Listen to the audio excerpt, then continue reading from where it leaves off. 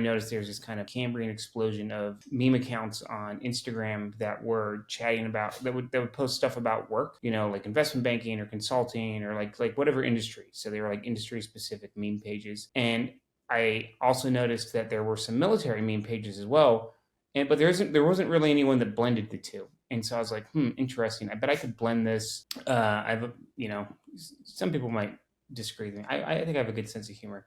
And I could blend the two and then offer like good advice and build an audience off of that. And then I'd be able to at some point like monetize it.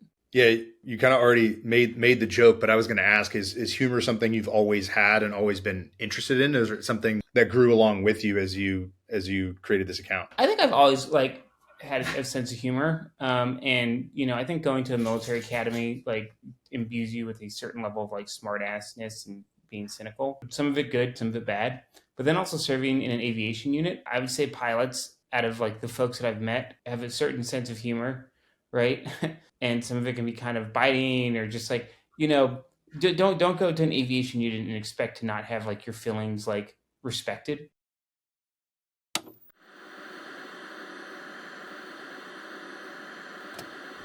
Is that much of it? That's not much of a change for you, right? My name is Kerry Kite.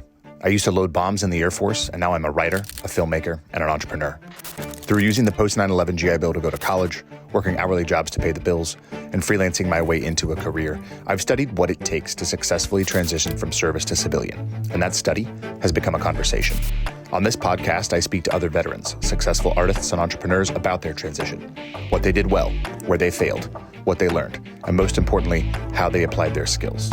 Episode 116 features Kyle Eberly, a West Point grad, former Black Hawk helicopter pilot, and the founder and chief meme officer at sitreps2steercos. Welcome. This is Veteran Made. This episode is brought to you by Go Pills, a nootropic that gives your brain neurotransmitter support both acutely and over time. Those of us that served in the military, regardless of where we served and in what capacity we served, all came into contact with different chemicals, different percussions, and various elements of our environments that have affected our brain's ability to function. Think about your brain's performance and your mental health right now, yes, but think about your future too. We have so much more control over our long-term health than we realize. Visit gopills.com and use code VM15 at checkout for 15% off. That's VM15 for 15% off. Give your brain the neurotransmitter support it needs to perform well right now and over time. All right. Good evening from the great state of Ohio for me, the great state of Texas. Kyle Eberly, welcome to Veteran Made. What's up? Thank you for having me on. Yeah, man, absolutely. So for those who don't know who you are, maybe might not know who you are by your given name, if you could just give us a brief primer on who you are, where and when you served, and then we'll get into some sitreps2steercos questions. For sure, yeah. So Kyle Eberly, I'm a West Point graduate, class of 08. As an aviation officer in the Army.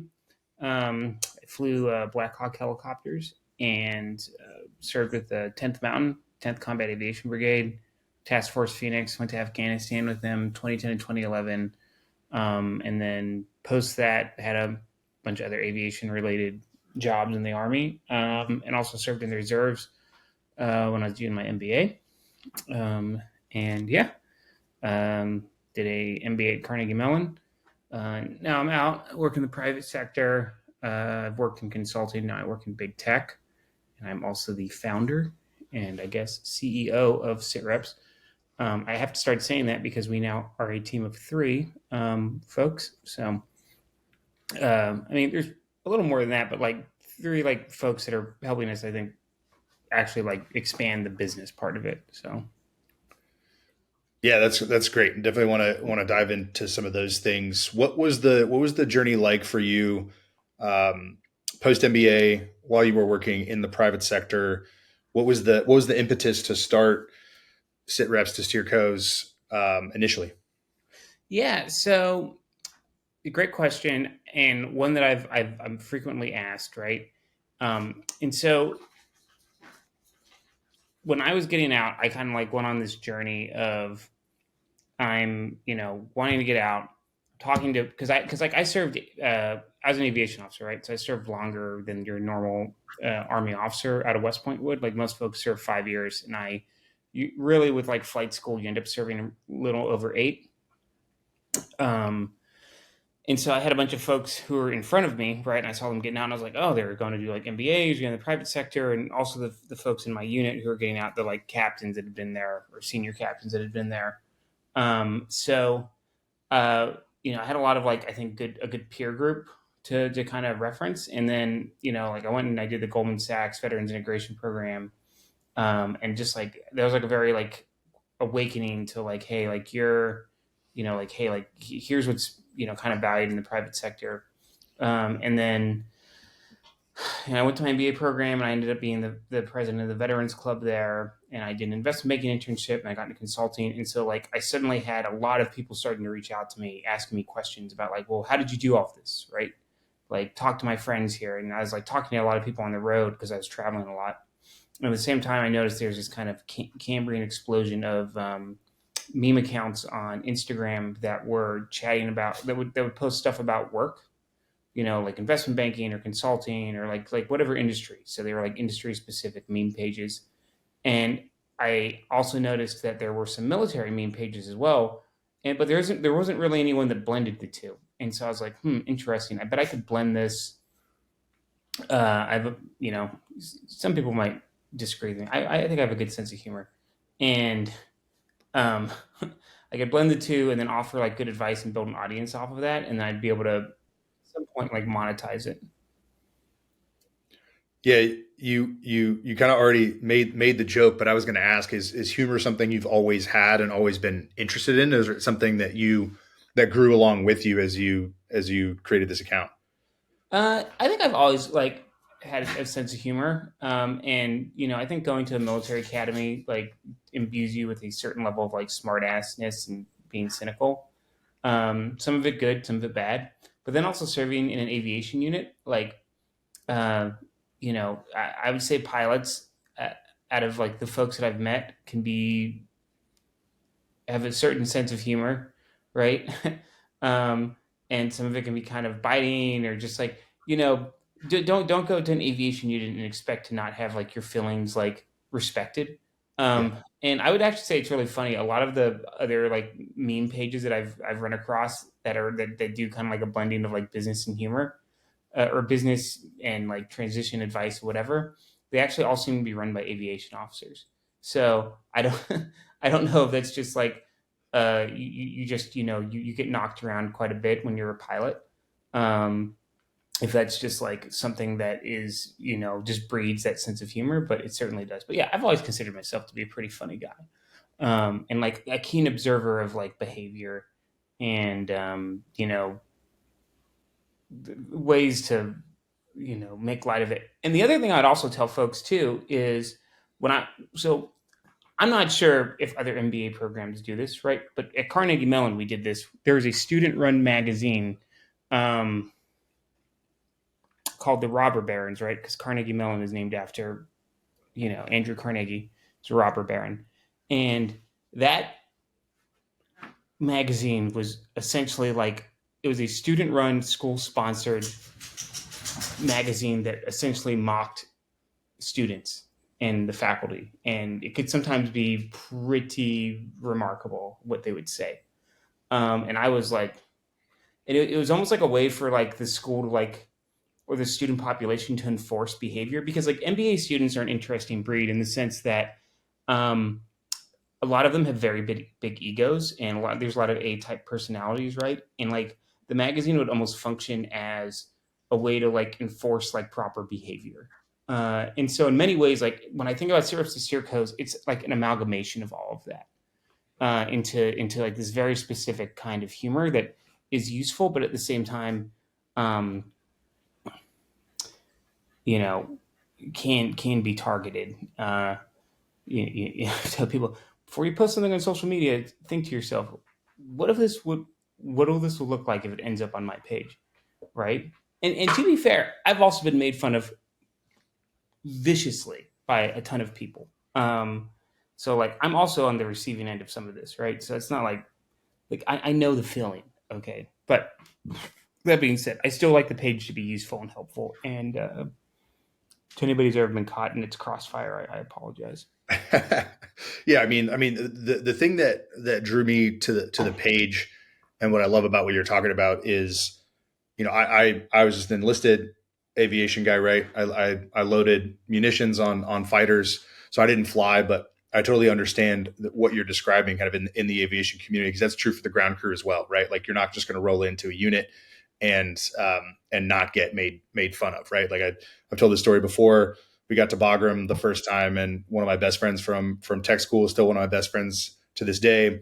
We were kind of doing our turnover in place, so we had a little bit of downtime, and we're playing spades with all the guys that are there in the break room, and he just keeps getting clowned. I mean, he's just getting made fun of left and right by all these guys. And I noticed that he wasn't feeling great about it. And then we got back to our B hut, and he's like, "Hey, man," he's like, "why is everybody just dogging on me?" And I pointed out somebody else in the unit, and I was like, "Do you ever hear anybody talking to or about that person?" And he was like, "No." And I was like, "Do we like that person?" And he was like, "No." I'm like, "Yeah, exactly. So you're getting hit because we like you, we love you, you're great at your Yeah. job. Like, we're just here cutting it up. Like, that's what we do." Yeah, right, exactly, right. And like I actually was told that by some of the warrants in my uh, battalion. They were like, they didn't like you, they wouldn't be making fun of you. Right. Yeah. And I was like, oh, okay, well, they could make fun of me less, but it's okay. But you have to like some people would call it hazing, initiation, right? But like still, there, it. I've never served in an infantry unit or an army unit, so I don't know. But I feel like in a place where there's a lot of like officers or like high technical skills, there's just that they use that as like almost like an equalizer because there is like a high skill level and there's like a certain level of like competence that has to be like enforced, right? And so it's used as like a cultural mechanism to shape behavior. um I mean, I don't know, it's interesting for sure. Yeah. I mean, the other piece of the other component, right? That's the military side that drew me to the page, but then the business side that drew me to the page again. Like, I'm an enlisted guy, went to film school, kind of clawed my way into the advertising industry, and have worked with a lot of very large clients. Fortune 100 companies, tech side, like CPG, all kinds of different companies, right? And so as I was discovering your page and reading all the memes, there's that kind of transition element to it, which is great. But there's a very specific element to the kind of world that you're going to enter once you transition and get into that space, right? And so it's to your point. There's a lot of people. I think it's true of a lot of veterans, but I think particularly officer corps and top 20 MBA programs, right? Like, guys and gals will come out and take themselves very seriously, but humor is a great tool. Like you said, it's the great equalizer, and it's a great tool to study and understand human behavior. And better yet, even if you can kind of reflect that onto yourself and also take some of the heat instead of just giving it all out. Yeah, exactly, right. And you know the private sector is one where the I don't think is good behavior rewarded. Yes. Is ethical behavior rewarded? No. Right. I don't think it is, right? And what is rewarded is results. And that can triumph over pretty much anything else, right? And I think it's a good way to, well, in my mind, right? I wanted folks to learn from my mistakes and be like, when you get out there, just being a good guy is not enough, right? Like, people are depending on you to help drive the business, right? And so like you need to be prepared for that level of like expectation. Um and I always felt like there was just a lot of really bad advice or perspective on like, oh yeah, people are going to like me because I'm a vet, and it's like most people don't care, Right. so So as you saw that there were these military meme accounts, and then as you saw there were these business meme accounts, you kind of addressed a gap in the market, right? You're like, all right, I'm going to blend that, and I'm going to get started. What did getting started initially look like to you? Did you like build a bank of content? Like, did you write a bunch and kind of test and learn? Did you just start throwing shit out there and see what sticks? yeah, I what I would what I did is I did build a bank of content on a website that was basically like a bunch of like I was like, what can I think about everything that I've been taught at my MBA and condense it onto a website, which I did when it came to like understanding like careers out of the military and like every like misperception I had. How could I condense it onto this website? And then the meme page, right? I did a few things with it. I would like so the way to get attention is to post contrarian things.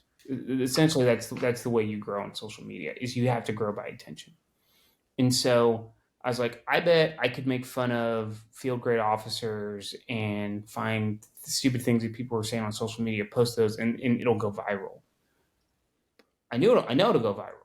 Like there's no doubt in my mind it'll go viral. And you can do that, and people will be like, because people have never seen it before. They'll never have seen it. They'll never have seen like a former military officer basically just like go full like Bulworth and just like say whatever they want to say, right? And call out because like everybody in the military kind of like everybody's had a commander they didn't like or a staff officer they didn't like or somebody who just said stupid things and like they just like had to deal with it, right?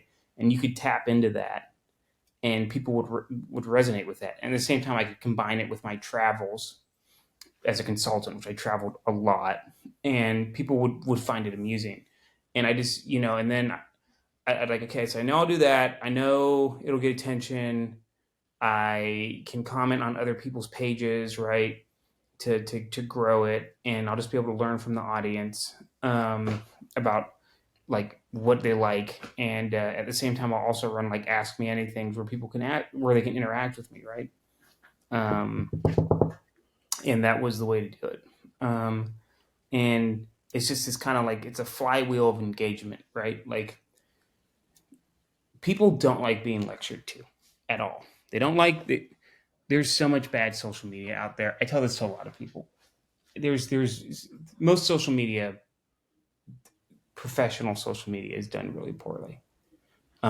People say really like vanilla, lame stuff that's boring, right? They just get lectured, or like you could put up all this long form content, right? And nobody's going to interact with it. What people want to interact with is like stuff that's amusing, entertaining, funny, right? You use that, and then you mix in useful things, right? And it creates this flywheel of engagement where people are coming to you to not only be entertained but to be informed. And even better if you can like make the informative stuff entertaining. So, Yeah, I mean, there's especially in our community, there is a the vast majority of the content out there is motivational, and is get up at 4 a.m., run 100 miles a day, tough it out, grind, grind, grind, grind, hustle, grind, um, and it is the same stuff over and over again, and it is also very, very serious. And I think in many ways it like contributes to some of the problems that we have in our community, because if we get online, and we're all very, very online, right? We get online and we just see the same serious stuff over and over again. Different options aren't given to us about ways that we can approach, whether it's civilian life, whether it's civilian work, or whether it's just kind of moving past this period of our life and moving into whatever the next phase of our life is. And if we're not, to your point, entertained and amused along the way, people always say like, do it for the lulls, but like the lulls are helpful, right? Because like you said, it can kind of cut through to a deeper truth. yeah, and people always just want to like people always just want to take it too far, man. And like when that might be weird coming from somebody like me who's probably taken it too far on more than one occasion. But what I mean by that is people want to get more offended than they should be, right? And I've been called a traitor. I've been called a far right Republican. I've been called a far left Democrat. I've been called all sorts of incredibly nasty things that that don't have absolutely really anything to do with like who I am as a person. They have to do with like, I'm like, hey, I don't think Joe Biden's doing a good job as president, right? And I think he's going to lose the election, or he's going to be forced out of office by Democrats because he's going to lose the election to Trump. I've said that, and the things that I've had said to me are crazy, right? And like, I've had people like literally who were like, they they were followers, they were friendly, and they turn like they say the nastiest, meanest things to you online, right? And it's just like you're taking it too far, right? But on the other hand, from like a social media perspective, it's good to have that level of like engagement, right? It's kind of like running the Howard Stern show. It's like, what will he say next? You know, Right. and and so when people think about like it's okay to have a laugh, but like it all people always take it too far, right?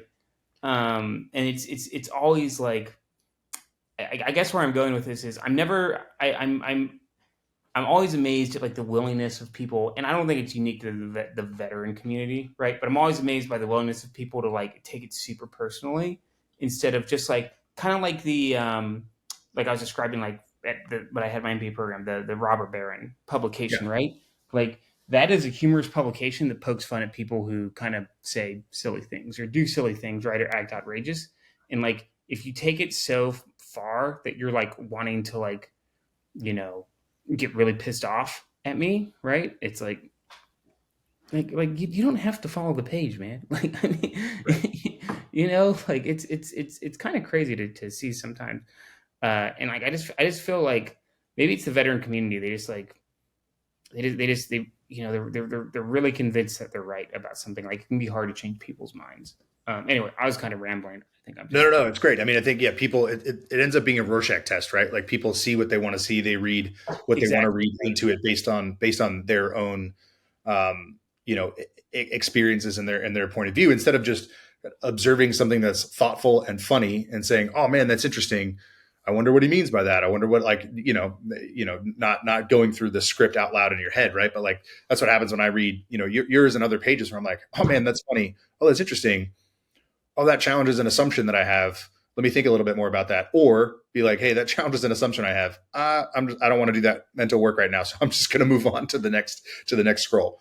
I have people who text me all the time, be like, "Dude, the comments I read on your page are insane." I'm like, "Yeah, I know." Yeah. People spend a lot of I was time like, commenting on shit. I was like, "Look, you can waste your life arguing on my page. It only helps me." Right. But it is important, I think, for it is a very big world out there outside the military, and you are going to run into things in situations that you are not prepared for or you don't agree with, and people who have different lifestyles and beliefs than you do. And you should get used to that. And it also, in many ways, I'm kind of like I'm not a nihilist, right? I do believe in stuff, and I'm actually a pretty big like proponent of like family and everything. And I go to church and everything. But like something I do try to tell people is so much of what you think is important is not important when you get out, right?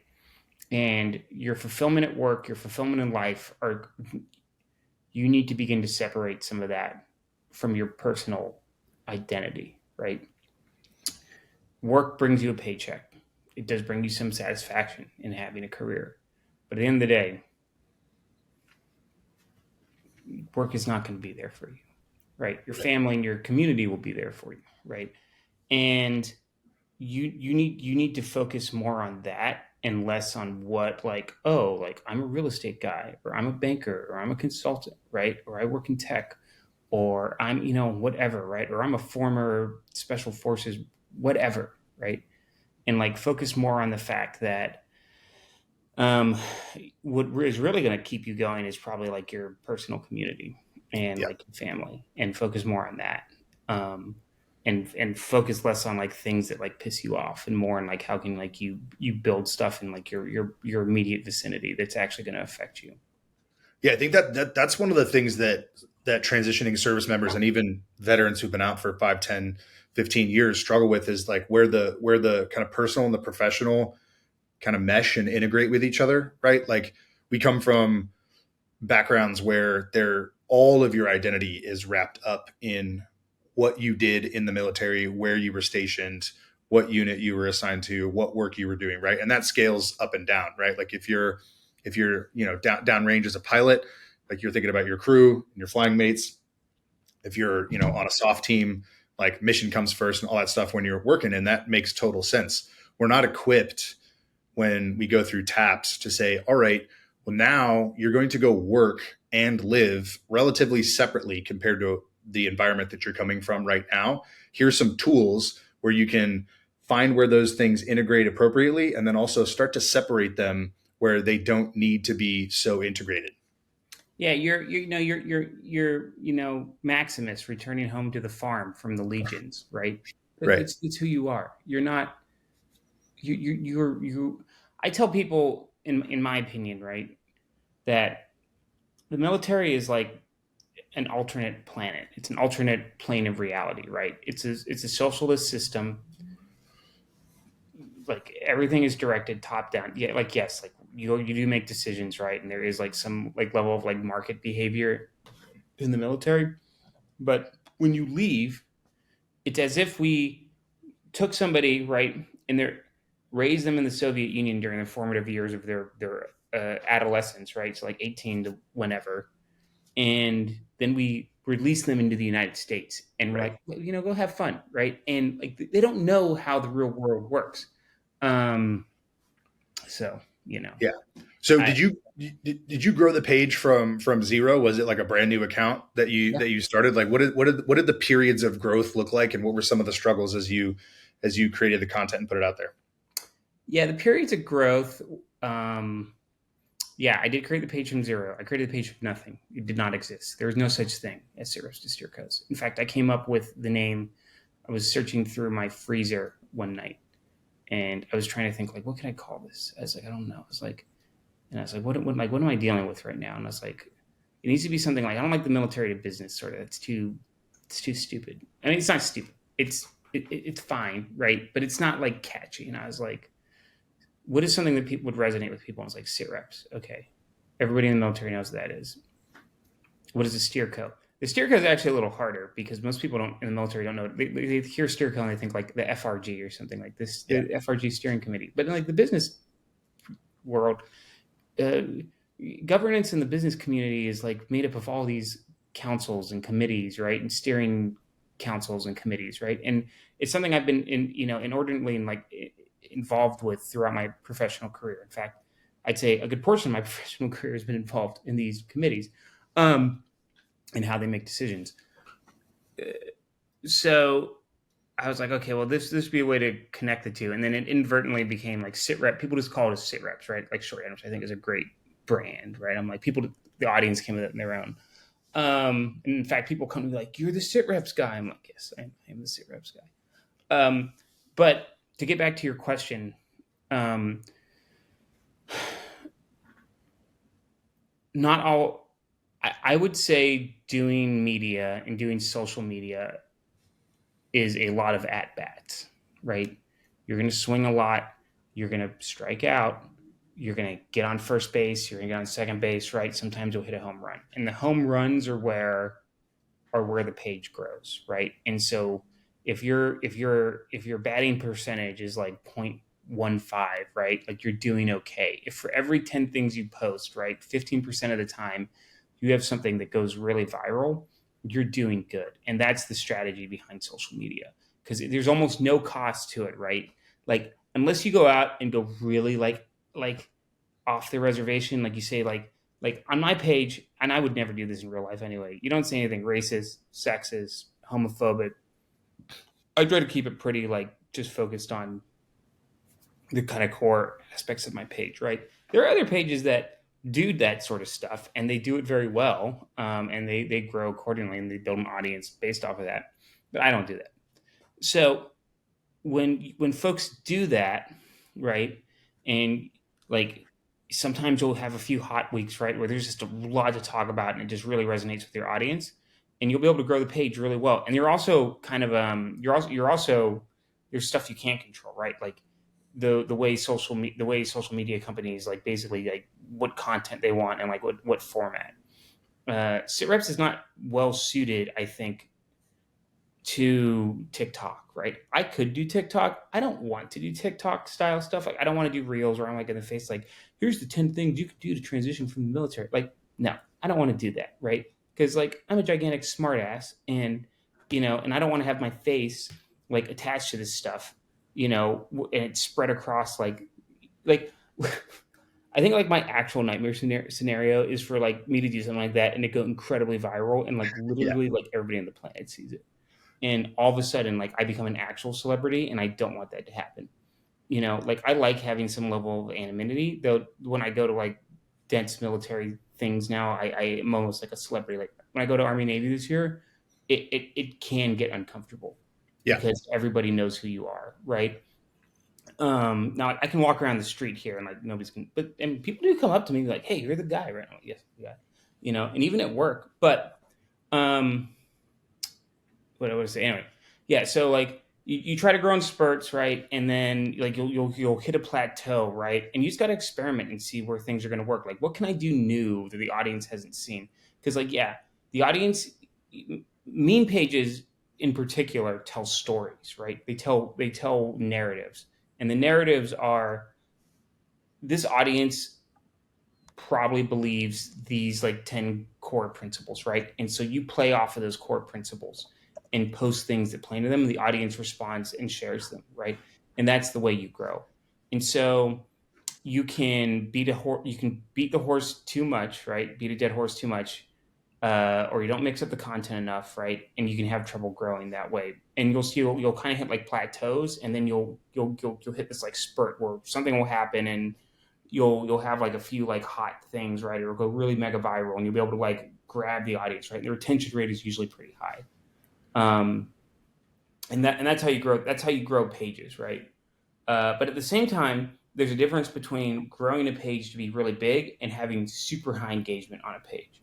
And the engagement is more valuable than the raw size, right? There are pages out there that probably have a million followers on them, and I probably have more monetization opportunity and engagement than I would with a million people. And I would bet money on that.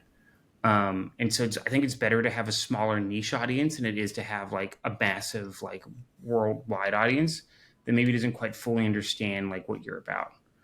They just follow you because it's like you post stuff that's so general that like people think it's okay, right? Versus if you're trying to deliver a specific message, I think that's more important. If you're trying to build like an actual following, Right. If you target an engaged audience, that engaged audience is going to go with you, rather than just have a bunch of stuff that people aren't going to see in their feed because they're not engaging with it or interacting with it.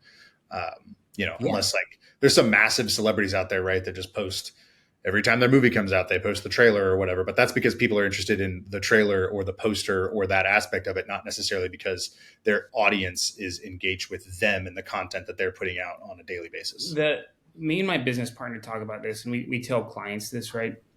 Is we say what you're going to get from us that you're not going to get from a bigger page is we have a more focused audience, right? A more engaged, focused audience that trusts us. You go to like a really big meme page that has like 3 million people on it, right? And the only thing they post are like OnlyFans girls, like advertisements, right? Because that's the only thing that'll appeal to an audience that big, right? Is attractive women. Right. So you know, when you think about engagement, right? That's like the way you got to go. There's the total addressable market of social media is the planet, right? Right. And so all you need is like a very small sliver of that in order to monetize off of it. I tell folks, I'm like, you could probably start an Instagram page or a Twitter page or whatever on like a specific kind of doorknob in southern France, and you would be able to successfully build a following off of it. Because it is that there are that many people on social media, right? And they want to be engaged with that sort of content. So Yeah, people are going to find what they're interested in, and they're gonna niche down with you, right? Like these are the things I'm interested in, so this is what I'm going to follow. So those initial periods of growth, just content, content, content. How did you get to the spot that you're at now, where you're like growing a team and actually looking at monetizable opportunities? And when did you hit the stage where you said, "All right, I've accomplished the first goal or first couple of goals here. There's a system in place. Let's scale it." I've been monetizing the page for a few years now, right? And I think the inflection point maybe started middle of last year, where I started getting like some actually like really really big opportunities come my way. And you like naturally make, I think, connections and friends through this, right? And like some are stronger than or stick more than others. Because like if you think about it this way, when you have a big following, everybody, you're the celebrity, right? And I'm not saying that in like an egotistical way. I'm just saying in like a raw numbers sort of way. You're the celebrity, and you have a lot of people who come to you, right? And so everybody, like I tell folks, I'm like I will literally meet people and be like, oh hey, nice to meet you. And he's like, we've met like 4 times. I'm like, yeah, I'm sorry. I just meet a lot of people, right? So it's not anything personal. I'm just like, but you develop relationships with folks over time, and those relationships can translate into people you want to work with. And that's basically what happened with sit reps is I met some folks who were like, was able to develop enough relationship where they were like I could trust them, and we found like the alignment to like do work together. And it becomes obvious that like this is not a one person job if you want to like grow an actual business off of it. And so you need like folks who can actually like you can't build a business if you are the business, right. And so like for example, I'm not at AUSA right now. I have a guy who's at AUSA selling work, right? Meeting new clients. And my wife was like, "We should be there." I'm like, "No, I shouldn't be there because like I can't be the business, right? Like I need to have like other people who can do this for me." You know, when we were at the beach this past weekend in Port Aransas, right? Or it was on Friday, right? And like my two other teammates were selling work, and like people were making money for me, and I was at the beach, which is like as a business owner what you want to be doing. Right. And so you gotta know like what you're good at and what you're not good at, and when you're not good at, plug folks into there who are good at it, but also try to like I think get yourself as out of as many roles as possible, um, and like also give people ownership and incentives to do well, right? And so if you can make something that somebody's where they have actual ownership and feel good about it, right? Like they're going to work themselves really, really hard, and you're both going to you'll hold hands as you go up, essentially. And it's a lot of brainstorming, a lot of talking and experimenting, and like trying to figure out like what works well with this audience.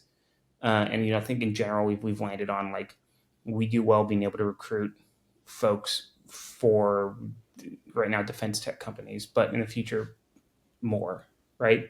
Based off like who follows the page, people who are business minded, interested in defense, and want to continue to like be in the defense related sector. So is that always your goal with the account to get it to a place where you could help with the actual transition itself and with recruiting and finding the right people for the right roles? Or is that something that evolved as you put the content out? I don't know if it was always the goal. For a while, I've made fun of like like headhunters, right? I've made fun of JMO recruiters because I felt like they give opportunities that aren't really like compared to like going like an MBA program, etc. And so the opportunities that we've tried to source are ones that are like MBA level equivalent, and often are suited to people who are just out of an MBA.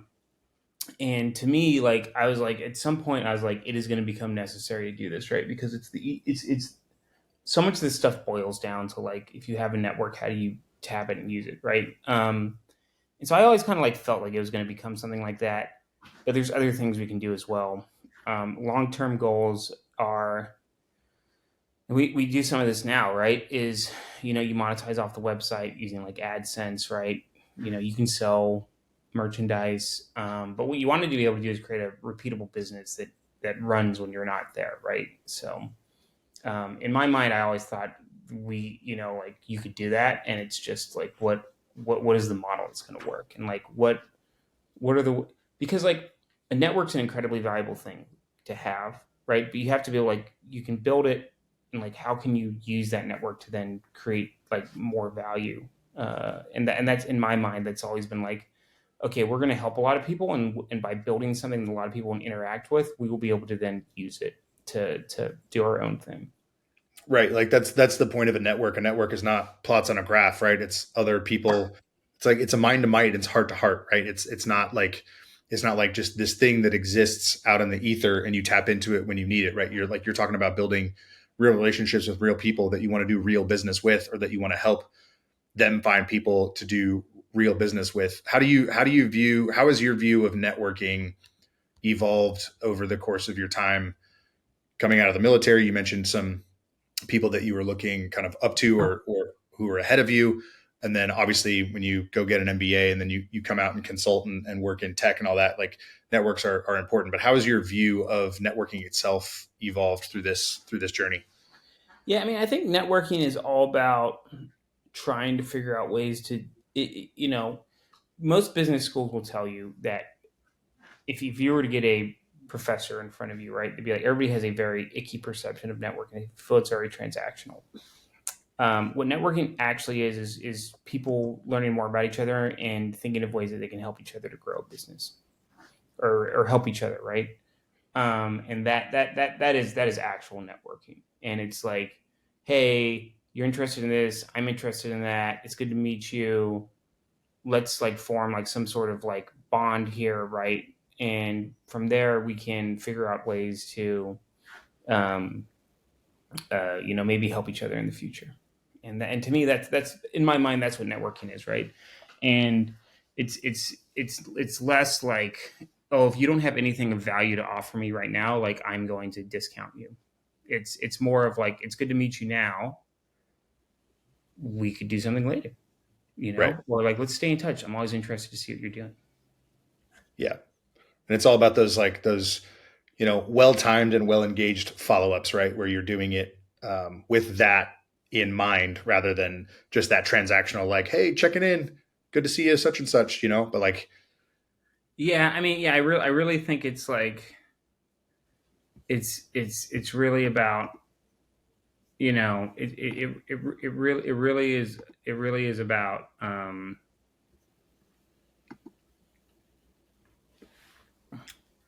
how do we, just staying interested in each other's lives, right? And like rooting for each other. yeah, In my mind, that's what it's about. yeah, no doubt. Completely agree.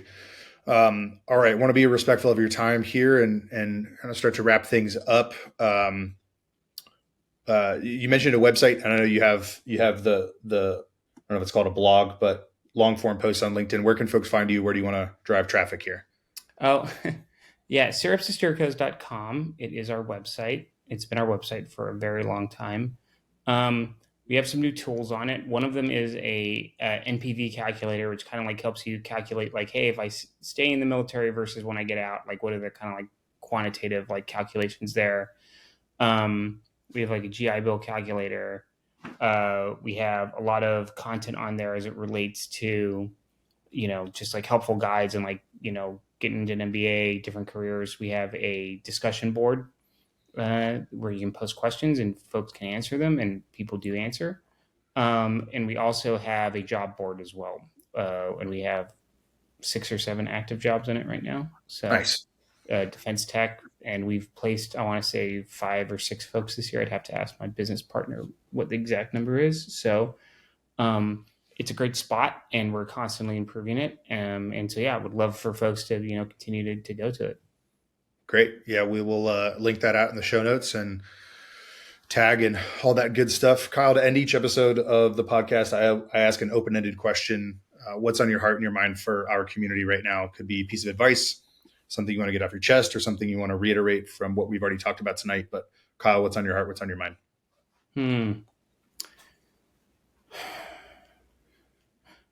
I would say that, like,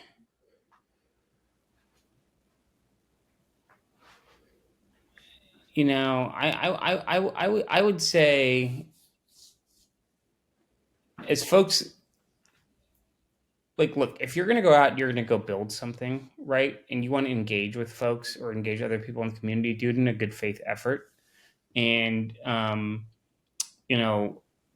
with the acknowledgement that there's going to be competition out there, right? But like, don't try to like use, don't if you want to, like, I think it goes back to the networking thing, right? Like, try to find ways to constructively work together instead of like one-sided use, right? I have a lot of people come up to me, or organizations, they want to do one-sided use of my platform that I've built over the past 6 years. And I have gotten to the point where I just tell them no. No. I'm like, I don't care what you're doing. You're not going to build a business off what I'm doing, right? We can find ways to work together, but like, I'm not going to let you all the effort and like work and like, blood, sweat, and tears I've put into this. Like, I'm not going to let you use it for free. And in my mind, like, I think I do see a lot of that out in the community, right? And it's like, look, I'm like, a rising tide lifts all boats. I'm happy to like come up with you together on this, but I'm not going to do it just for your benefit. And I think it's like this. It's this weird. I've literally had folks come up to me or just like email me like, "Will you post this?" And I'm like, "No, I won't. You can pay me. If it's a for-profit enterprise. If it's non-for-profit, I'll probably post it, right? But like, even non-for-profit stuff can often be for profit, just even though you're calling it that. So yeah, I think just like, don't approach interacting in the business community in a way that's like, I'm not asking, give more than you ask, right? I think that's the easiest way to put it. And don't expect people just to do stuff for you just because you ask them to. It's a great answer. Keep it reciprocal. Yeah, exactly. Like, let's find a way to do stuff together instead of, just doing stuff, instead of trying to like climb on each other's backs, right? Like, put ladders down. So I love it. Great answer. Well, Kyle, appreciate your time. Appreciate the page. And yeah, it's going to go live next week. So be a quick turn episode. And yeah. And likewise, because you asked me to come on this show, right? I will then post that you and I were on a show together and that we did something together, instead of, just like we will find ways to work together, right? right. Like, so like, in my mind, that's how this should go. Completely agreed. All right, brother. Appreciate you. Have a great night. Okay, thank you. Thanks.